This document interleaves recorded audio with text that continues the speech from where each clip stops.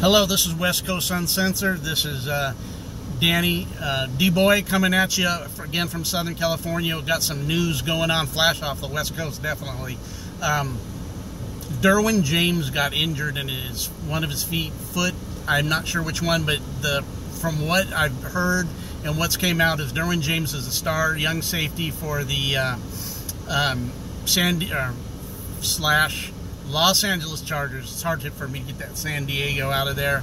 It's been there so long, and for them to move and come to Los Angeles, it's a bit getting used to, especially when you're living in Los Angeles. So yes, the Chargers lost Derwin James. They're talking about 8 weeks. So you're looking at him coming back the 4th to the 5th game of the season, which is actually, at least he's not lost, but he's an outstanding safety, probably one of the men on the team besides quarterback. That's like a quarterback to that defense from a safety position. Very smart, very intelligent, man. If not first team All NFL caliber guy, and it's only his second year.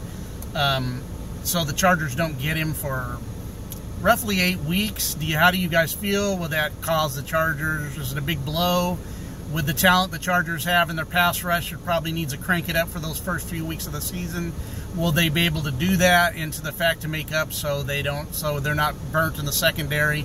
Because also he is, instead of just being a safety in the pass defense scheme, God, he's a great run filler. Just a really good baller, just an awesome safety, like I said, top notch. So what do you guys feel with Derwin James' injury? Is definitely a little bit different. It's not costly as far as all year, but it is something to deal with. In a very, very strong AFC East, West, when you look at also the Kansas City Chiefs, considered in the Vegas one of the top teams in the AFC, along with the Chargers, and both in the same division. Definitely two strong teams there. And you look at the rest of the division with the Raiders and the Broncos. What do you guys feel about the Raiders in winning their first two preseason games? Definitely looks good, but it is preseason, and the expectations for the Raiders isn't probably great. But can they beat the Broncos, who added Joe Flacco as their starting quarterback, and get into the third spot? Who knows what, surprises do happen. It is a league of surprises. Usually teams with 5 or 6 wins, there's always a couple of them that will take that, scoot up to the 10 to 11 win process. I'm not so sure any of those teams are good enough. I do think the Raiders made a good trade in trading Khalil Mack. It was unpopular, but the defense was bad when he was there. He's a great player, but in a league that's built on team ball, one player doesn't change the defense, so the defense was weak even though they had a great player on it. And trading him and getting all they got for him in draft picks, because they need multiple players. I thought they did a great trade in the draft. Then we skip over to Denver, who's almost ever since Elway left, did win a Super Bowl with Peyton Manning, but it really wasn't built on Peyton Manning. It was more built on the defense that year, because he had lost his job for a while as he was older. But not finding their quarterback yet. Is Joe Flacco the answer? They still got a decent defense. They did lose some people with one of the best defensive ends in the league.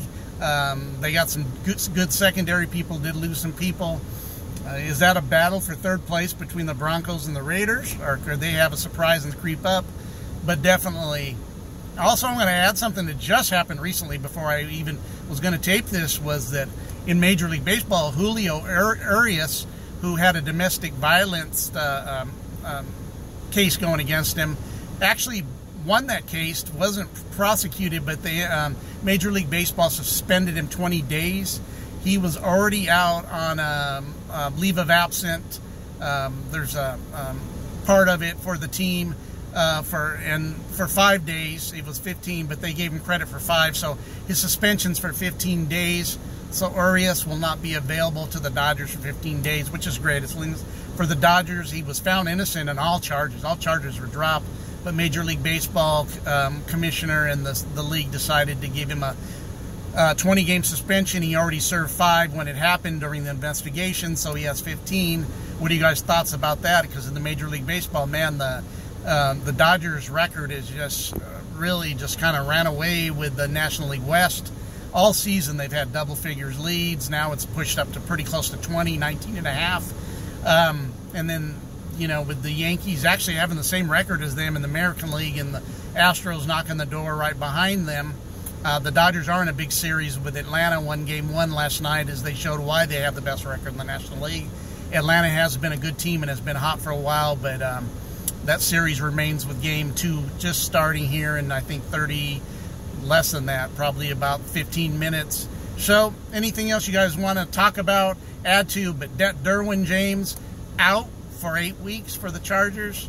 How does that affect their defense? How does it affect the AFC West? Still a few weeks before the season starts, so those weeks will definitely figure in his rehabilitation and his healing. You guys have a great day from West Coast Uncensored. Thank you.